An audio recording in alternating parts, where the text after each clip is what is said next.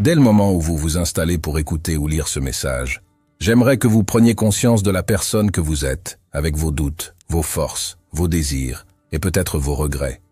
Vous êtes un être complexe, plein de nuances, de sentiments, d'espoirs parfois contradictoires. Vous n'êtes pas une simple machine, vous ressentez et vous vivez avec une certaine intensité. Pourtant, si vous êtes là, en ce moment précis, c'est peut-être parce que vous éprouvez un élan vers le changement, une envie de grandir, ou simplement une intuition qui vous dit que vous n'exploitez pas encore pleinement votre potentiel. Peut-être vous avez déjà essayé de mettre de l'ordre dans votre vie, de changer des habitudes, de vous fixer des objectifs, et vous avez constaté à quel point il est facile de retomber dans l'inaction ou la distraction. Ce paradoxe est commun. Nous savons ce qui nous ferait progresser, mais nous ne parvenons pas à le faire durablement. À travers ce texte, je souhaite ouvrir un dialogue avec vous, presque comme si nous étions assis dans un salon tranquille, à discuter de ce qui compte vraiment. Imaginez un instant que nous soyons dans un lieu calme, peut-être une pièce baignée d'une lumière douce, des fauteuils confortables autour de nous, des boissons chaudes à portée de main. Vous me regardez, je vous regarde, et nous savons que nous allons parler de choses importantes, profondes, intimes, qui concernent la façon dont vous menez votre vie. Prenez le temps de respirer, de vous défaire des distractions numériques ou de l'agitation extérieure. Si votre téléphone est près de vous, posez-le, coupez les notifications. Accordez-vous le privilège d'un temps de lecture attentive. C'est une forme de respect envers vous-même. À mesure que vous avancez dans ces lignes, souvenez-vous que ce n'est pas un discours à sens unique. C'est une proposition, une incitation à l'introspection et à l'engagement. Vous pouvez imaginer me répondre mentalement, réagir, noter des questions ou des idées. L'important est que vous laissiez ce moment exister dans une certaine authenticité. Je voudrais commencer par une idée fondamentale. La vie est un bien très précieux, limité dans le temps. Aucun d'entre nous ne sait exactement de combien d'années, de mois ou même de jours il dispose. Pourtant, il est si facile de se comporter comme si nous étions éternels. Nous gaspillons parfois des heures entières à procrastiner, à nous laisser happer par des contenus ou des activités qui ne nous apportent ni repos réel ni éclairage sur nos projets. Nous naviguons d'une distraction à l'autre, tout en nourrissant à l'arrière-plan un sentiment diffus de culpabilité ou de malaise. La prise de conscience de la finitude peut, au premier abord, être angoissante, mais si on la retourne, elle devient un moteur extraordinaire pour s'approprier chaque instant. Les philosophes stoïciens de l'Antiquité insistaient sur le fait que, quand on se rappelle que l'on peut mourir demain, on est plus enclin à donner à la journée présente une direction qui compte vraiment. Il ne s'agit pas de sombrer dans la panique, mais de vivre avec une intensité juste, en se concentrant sur l'essentiel, en ne remettant plus à plus tard ce qui nous tient à cœur.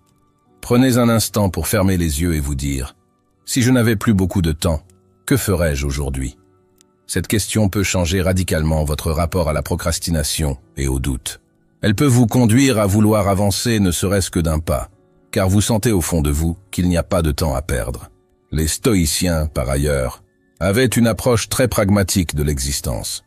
Ils considéraient qu'il fallait distinguer ce qui dépend de nous et ce qui n'en dépend pas. Ce qui dépend de nous, ce sont nos choix, notre regard sur les événements, la façon dont nous décidons d'investir notre énergie, ou encore le soin que nous apportons à notre esprit et à notre corps.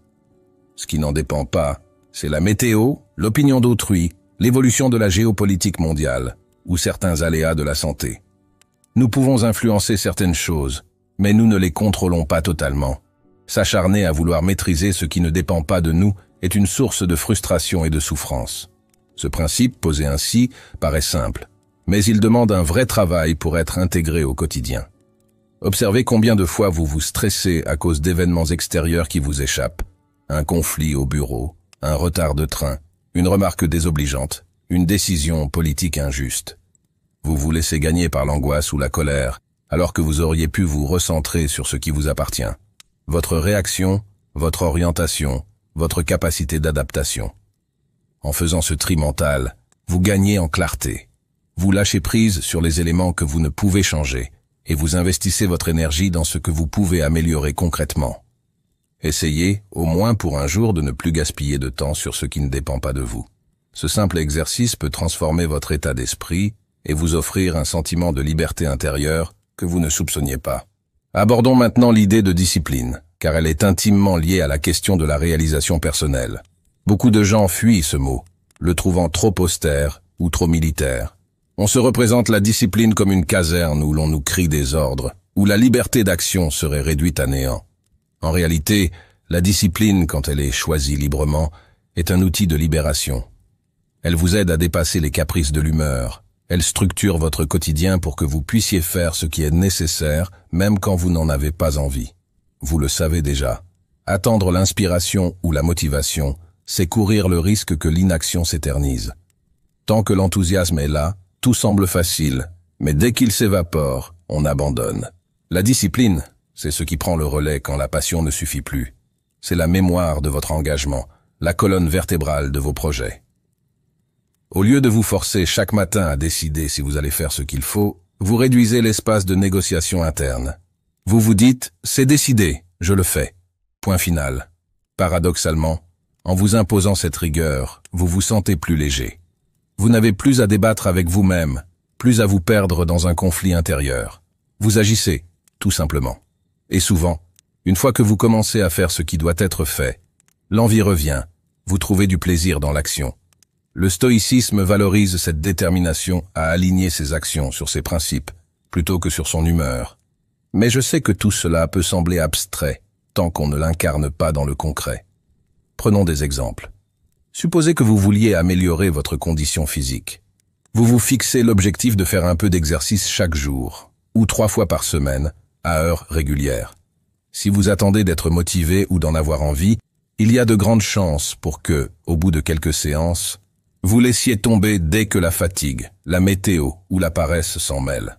Si au contraire, vous ancrez cette habitude dans votre agenda comme un rendez-vous non négociable, vous cessez de vous demander si vous avez envie ou non. Vous exécutez le plan. Vous le faites par discipline, par respect pour votre décision précédente. Les premiers jours, vous lutterez peut-être contre une voix intérieure qui vous invite à vous reposer ou à faire autre chose. Mais si vous persévérez, vous créerez une forme d'automatisme.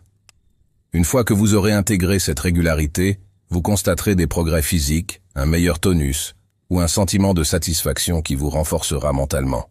Il en va de même pour l'apprentissage d'une compétence, pour la mise en place d'un rituel matinal, pour l'écriture d'un journal ou de tout projet qui vous tient à cœur. Les grandes transformations se font dans la durée, pas en une seule fois. C'est la somme de vos petits efforts quotidiens qui fera la différence. Ne sous-estimez pas l'impact de la régularité. Les grands musiciens, les grands sportifs, les grands penseurs n'ont pas tout acquis en une journée d'efforts intensifs. Ils se sont entraînés, jour après jour, faisant face à l'ennui, à la lassitude, pour finalement atteindre un niveau que d'autres croient hors de portée. Je vous imagine peut-être déjà en train de vous dire « C'est bien beau, mais je ne suis pas un génie, je n'ai pas de talent particulier, je n'ai pas la force de volonté d'un marathonien. » Or, c'est précisément en vous enfermant dans de telles croyances limitantes que vous vous coupez les ailes. Le stoïcisme nous enseigne que la vertu et la force d'âme ne sont pas réservées à une élite. Chacun peut progresser à son rythme, avec ses moyens, en commençant là où il est. Même si vous ne faites qu'un dixième du parcours visé par quelqu'un d'autre, ce dixième représente un bond gigantesque pour vous. Il ne s'agit pas de vous comparer à des exemples inaccessibles, mais de vous comparer à la personne que vous étiez hier. Si vous parvenez à être ne serait-ce qu'un peu plus discipliné, un peu plus déterminé, un peu plus lucide qu'hier, alors vous êtes déjà en train de gagner. Oubliez les standards extérieurs, les injonctions sociales, la pression du « toujours plus vite, toujours plus fort ». Concentrez-vous plutôt sur l'évolution personnelle, la vôtre, celle qui respecte votre rythme et votre sensibilité. Peu importe si vous mettez 1 an, 2 ans ou plus à atteindre un certain objectif. Le temps passe de toute façon. Si vous semez des graines chaque jour, vous finirez par voir de tendres pousses apparaître. Puis, avec persévérance, un véritable fruit de votre engagement. Nous avons parlé de discipline, mais je voudrais souligner l'importance de la patience.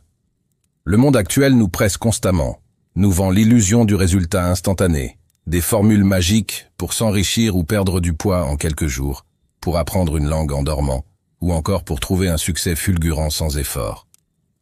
Cette quête du rapide produit souvent de la frustration, car on se rend compte que l'on ne bâtit rien de solide ainsi. Les stoïciens mettaient en avant l'idée que la vraie réussite, qu'elle soit intérieure ou extérieure, naît d'un lent labeur, d'un ajustement permanent, d'un contact répété avec la difficulté. Ce qui est acquis trop facilement a tendance à s'évaporer dès la première contrariété. Au contraire, ce que vous gagnez à la sueur de vos efforts vous appartient réellement, parce que vous en avez parcouru toutes les étapes, vous en avez compris les coulisses, vous en avez tissé les fils un à un. Aussi ne vous laissez pas séduire par ceux qui vous promettront la lune sans travail ni persévérance. Vous valez mieux que cette illusion.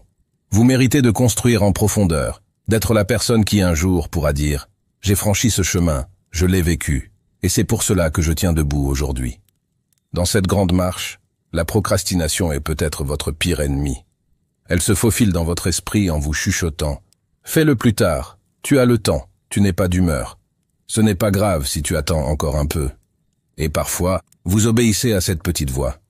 Vous vous accordez juste quelques minutes de distraction de plus, qui se transforment en heures ou en journées. Vous repoussez le démarrage d'un projet qui vous tient à cœur, vous laissez s'empiler les tâches et vous vous retrouvez finalement avec un sentiment de culpabilité et de stress. Chaque fois que vous cédez à la procrastination, vous envoyez à votre cerveau un message « Je ne suis pas fiable avec moi-même. Je ne respecte pas vraiment mes décisions. » À force, ce message s'ancre et érode votre estime de vous. Il convient alors d'examiner la source de cette procrastination. Souvent, elle naît d'une peur.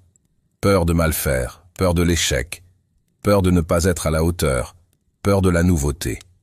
En reconnaissant cette peur, vous pouvez la désamorcer. Vous pouvez vous dire « D'accord, j'ai peur, mais je vais quand même commencer, juste 5 minutes, juste un premier pas. » On conseille parfois la règle des 2 minutes ou des 5 minutes. Vous vous engagez à faire la tâche que vous remettez à plus tard, mais seulement pendant un temps très court, histoire de vous lancer. Parfois, le plus dur est de débuter. Une fois que vous êtes en mouvement, vous poursuivez plus facilement, parce que vous voyez que la montagne n'est peut-être pas aussi imposante que vous le croyez. La procrastination se nourrit de l'immobilisme, du fantasme de la tâche immense. L'action, même minime, la fait reculer. L'auto-éducation est un autre volet important du cheminement dont je vous parle. Ne comptez pas uniquement sur les structures officielles, les cursus formels, la formation que vous avez eue à l'école ou à l'université. À notre époque, l'accès à la connaissance est démultiplié. Vous pouvez lire, regarder des cours en ligne, vous former à peu près à tout ce qui vous intéresse. Pourtant, beaucoup passent leur soirée à scroller sans fin sur des applications, sans même se rendre compte qu'ils gaspillent leur temps le plus précieux. Ne vous méprenez pas. Je ne dis pas qu'il faut bannir toute forme de divertissement. Je dis simplement que vous pouvez décider de consacrer, chaque jour ou chaque semaine, un créneau sacré à l'apprentissage de quelque chose qui vous tient à cœur ou qui peut vous être utile. Cela peut être l'apprentissage d'une langue, l'étude d'un domaine professionnel, le perfectionnement d'une compétence artistique ou technique. Il n'existe pas de connaissance inutile quand on la relie à une intention. Chaque savoir nouveau peut élargir vos perspectives, vous donner de meilleures armes pour saisir les opportunités, ou simplement nourrir votre curiosité. En plus, la régularité dans l'étude vous apprend la patience et la rigueur, des qualités qui rejaillissent ensuite dans d'autres pans de votre vie. Les stoïciens disaient que nous ne devions jamais cesser d'apprendre à mieux vivre, et que la sagesse n'est pas un point fixe, mais un horizon. Ainsi, même si vous avez déjà accompli beaucoup de choses, il reste toujours une marge pour grandir encore. J'aimerais vous parler aussi de la question de la liberté intérieure, car elle se trouve au cœur du stoïcisme et de la discipline. Souvent, on imagine la liberté comme l'absence de contraintes, la possibilité de faire ce qu'on veut quand on veut. En réalité, vivre sans aucune structure peut nous rendre esclaves de nos pulsions, de nos envies de moment. Ce n'est pas une liberté véritable, c'est une forme de soumission à la facilité. La liberté intérieure, celle dont parlent les stoïciens, consiste à ne pas être dominé par les événements extérieurs, ni par les émotions négatives, ni par la paresse ou la peur. Elle consiste à être capable de se maîtriser, de décider avec lucidité et de rester droit face aux fluctuations de la vie. C'est en ce sens que la discipline est un chemin vers la liberté. Quand vous vous imposez des règles choisies, que vous adoptez une hygiène de vie, un rythme de travail, des habitudes de réflexion, vous vous rendez moins vulnérable aux aléas ou aux tentations nocives. Vous devenez votre propre gardien. Vous établissez un ordre intérieur qui vous laisse plus de temps et d'énergie pour ce qui compte. Bien sûr, cela demande de la détermination, parce que c'est toujours plus simple de se laisser aller que de se tenir à un plan. Mais le goût de la vraie liberté a un parfum extraordinaire, celui de la tranquillité de l'âme, celui de la conscience claire. Vous n'êtes plus dépendant des compliments ou des critiques pour avancer. Vous n'êtes plus éparpillé par le moindre imprévu. Vous ne fuyez plus devant vos responsabilités. Vous êtes présent à vous-même et ce sentiment est d'une rare puissance. Parlons aussi de l'importance du repos. Il ne faudrait pas confondre discipline et épuisement. La discipline ne doit pas faire de vous un bourreau de travail qui ne s'accorde jamais la moindre pause. Au contraire, le repos conscient fait partie intégrante d'un mode de vie équilibré. Le stoïcisme valorise la modération, c'est-à-dire la capacité à ne pas tomber dans l'excès. Après un certain nombre d'heures d'effort, il est sage de se reposer, de se détendre, de faire un loisir qui vous ressource. La clé est de choisir ce repos et de le vivre comme un moment de récupération nécessaire, plutôt que de tomber dans la procrastination, la fuite ou la consommation passive de divertissements à longueur de journée. Quand vous programmez vos phases de repos, vous libérez votre esprit de la culpabilité. Vous ne vous reprochez pas de perdre du temps et vous pouvez vous relancer ensuite avec un esprit plus frais. Une discipline bien conçue inclut toujours des plages de récupération, car on ne peut pas fonctionner constamment à pleine vitesse. L'erreur serait de croire que la discipline consiste à s'acharner sans relâche. Cela mène au burn-out, à la démotivation ou à l'obsession. La voie plus équilibrée consiste à alterner l'effort et le relâchement, dans un rythme harmonieux qui vous convient. Parfois, il vous faudra expérimenter pour trouver ce juste équilibre, car nous sommes tous différents. Certains ont besoin de plus de repos, d'autres de moins. Certains sont plus productifs tôt le matin, d'autres tard le soir. La discipline n'est pas nécessairement identique d'une personne à l'autre. Elle se conçoit en fonction de votre tempérament et de vos contraintes. Pour donner un autre exemple concret, songez à la manière dont vous gérez votre rapport à l'argent. La plupart des gens travaillent pour gagner leur vie, mais beaucoup négligent la nécessité d'épargner ou d'investir, même modestement, par discipline. Quand une dépense soudaine survient, ils paniquent, se sentent piégés dans un engrenage. Cela génère du stress, de l'insécurité, et parfois les force à accepter des compromis qui ne leur conviennent pas. Pratiquer une forme de discipline financière, même avec des revenus modestes, c'est se donner la liberté de ne pas subir chaque imprévu comme une catastrophe. Cela peut être mettre de côté un petit pourcentage de ce que vous gagnez, régulièrement, pour bâtir un matelas de sécurité. Ainsi, vous n'êtes plus entièrement à la merci des aléas. Les stoïciens anciens ne parlèrent pas d'investissement moderne, mais ils insistaient sur la frugalité et la prévoyance. Ils savaient que plus on est dépendant d'un luxe ou d'une consommation superflue, plus on se rend vulnérable. La discipline, dans ce cas, vous permet de maîtriser votre train de vie et de vous concentrer sur l'essentiel. Là encore, il ne s'agit pas de vous priver de tout, mais de vous demander honnêtement ce qui compte le plus pour vous et d'éliminer ce qui vous détourne de vos priorités.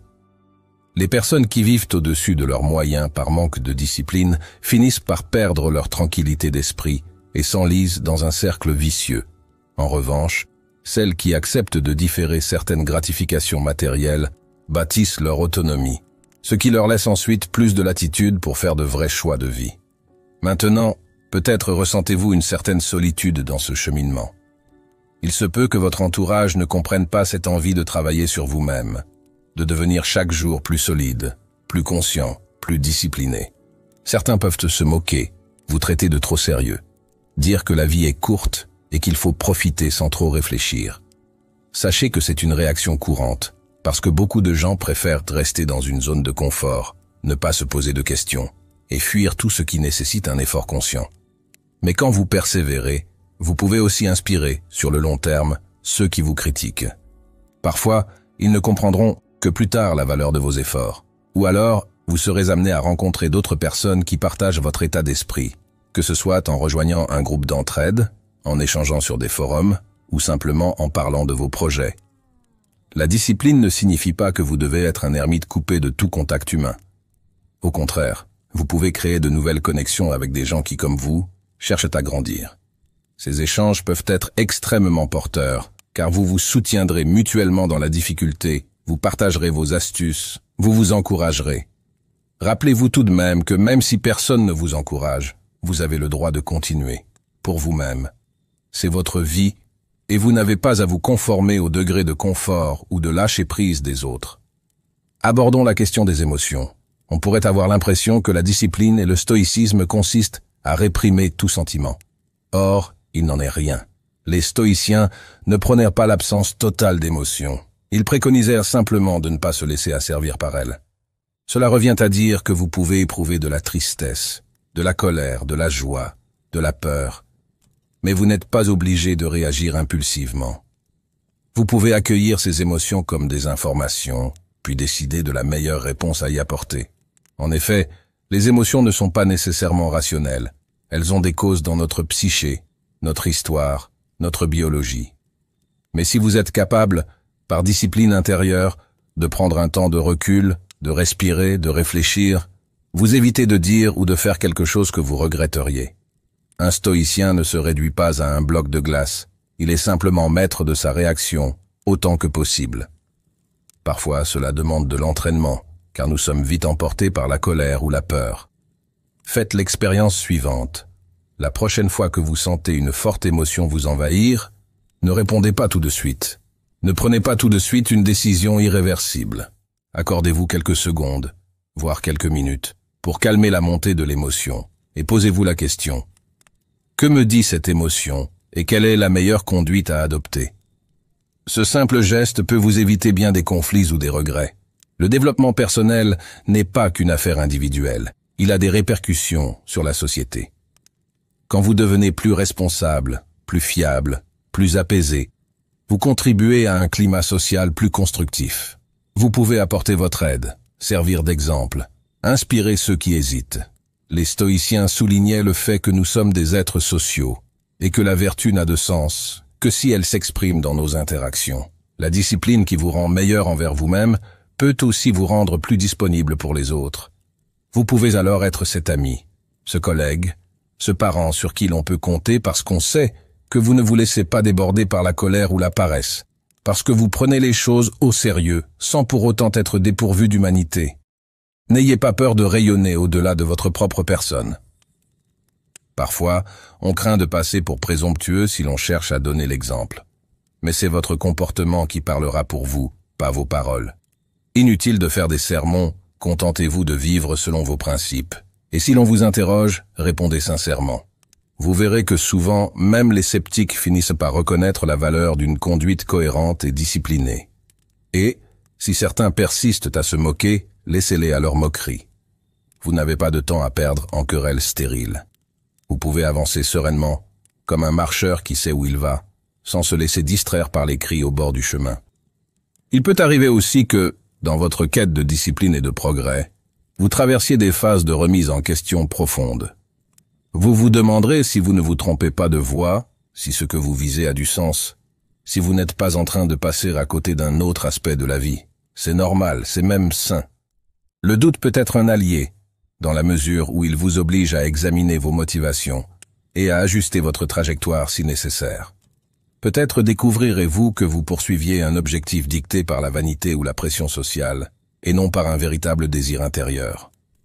Dans ce cas, vous devrez avoir la lucidité de changer de cap, tout en conservant la discipline qui vous a permis d'avancer jusqu'ici. Au fond, la discipline et la flexibilité peuvent cohabiter. Discipline dans l'exécution des décisions prises, flexibilité dans la réévaluation des objectifs. Les stoïciens ne disaient pas qu'il fallait être rigide comme un bloc de granit. Au contraire, ils savaient que la vie est mouvement. Cependant, ils croyaient en la constance de la vertu, c'est-à-dire que, si vous constatez qu'une voie ne vous correspond plus, vous pouvez la quitter, mais vous continuerez à agir avec engagement et droiture. Vous ne tomberez pas dans le laisser-aller. Vous démarrerez un nouveau chapitre, certes, mais avec la même éthique de travail, la même honnêteté envers vous-même. En parlant d'honnêteté, il convient d'évoquer la relation à soi-même. Une bonne part de la discipline consiste à être franc quant à vos failles, vos échecs, vos réussites, à savoir faire un bilan périodique. Certains tiennent un journal chaque soir pour noter ce qu'ils ont accompli, ce qu'ils ont manqué, quelles émotions ils ont ressenties, quelles questions les ont traversées. C'est un outil très utile pour prendre du recul et pour ne pas se raconter d'histoire.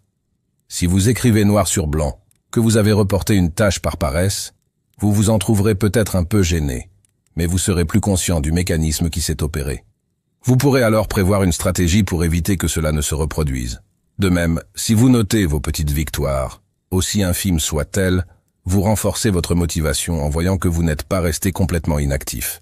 Sur le long terme, ce genre d'habitude vous donne une vision claire de votre progression. Vous voyez les hauts et les bas, vous repérez les périodes où vous avez été particulièrement productif, ou, au contraire, où vous avez laissé filer le temps. Vous ne pouvez plus feindre d'ignorer la réalité, car vous l'avez consignée. Cet engagement sincère avec vous-même est un catalyseur de discipline. Vous cessez de vivre dans le flou, vous savez où vous en êtes, et vous pouvez ajuster votre cap.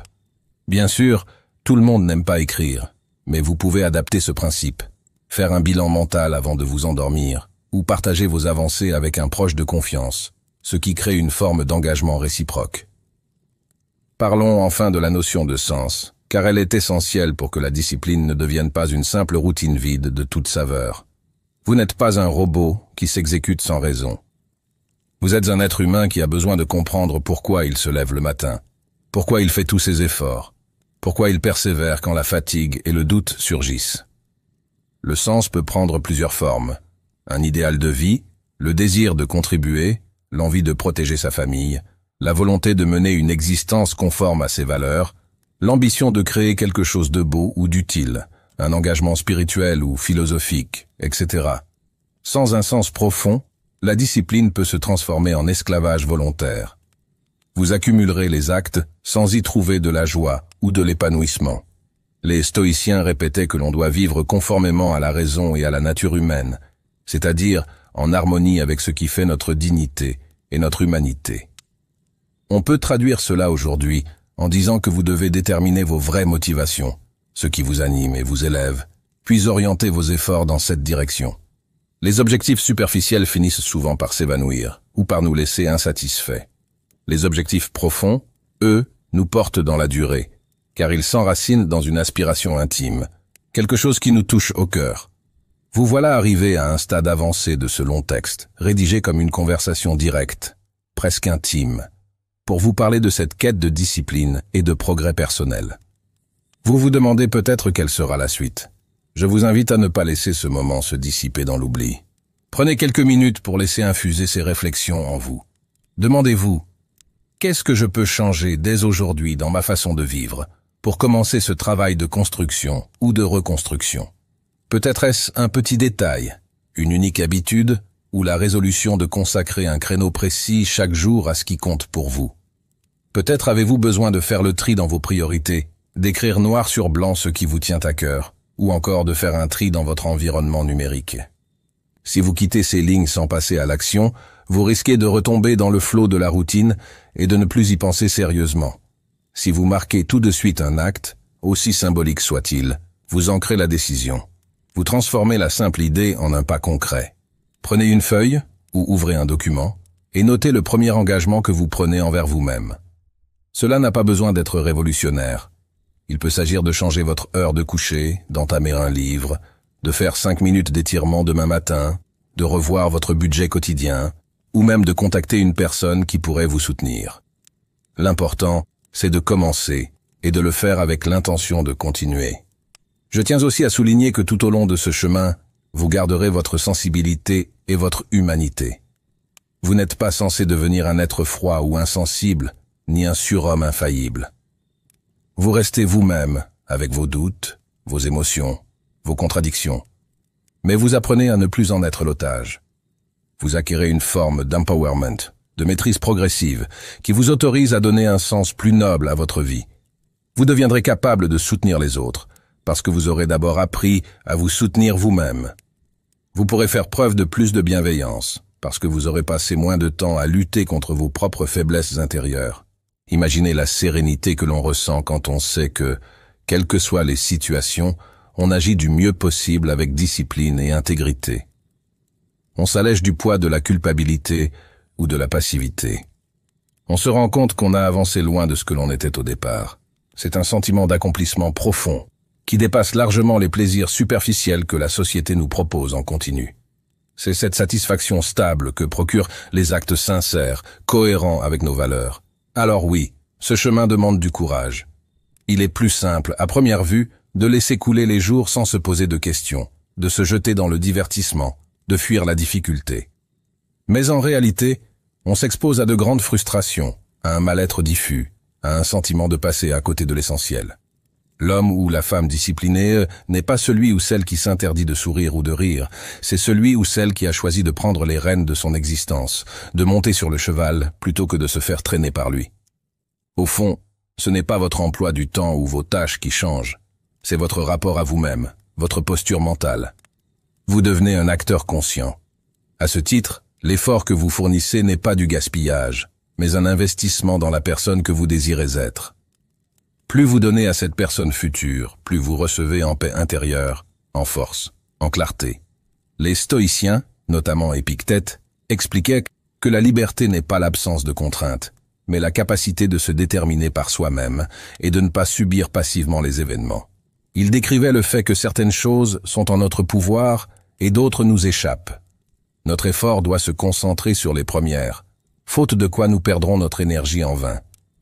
Imaginez-vous dans quelques mois, si vous choisissez aujourd'hui de mettre en place une discipline quotidienne. Visualisez les bénéfices, un esprit moins brouillon, un corps plus en forme, un sentiment de satisfaction d'aller au bout de ce que vous commencez, une plus grande sérénité face aux imprévus, des compétences qui s'affinent ou se développent. Peut-être aurez-vous réalisé un projet qui vous tenait à cœur, ou posé les jalons d'un rêve plus grand. Peut-être vous sentirez-vous plus vivant, plus ancré, plus capable d'aimer et de donner. Par contraste, imaginez-vous si vous ne changez rien, si vous remettez encore et toujours au lendemain.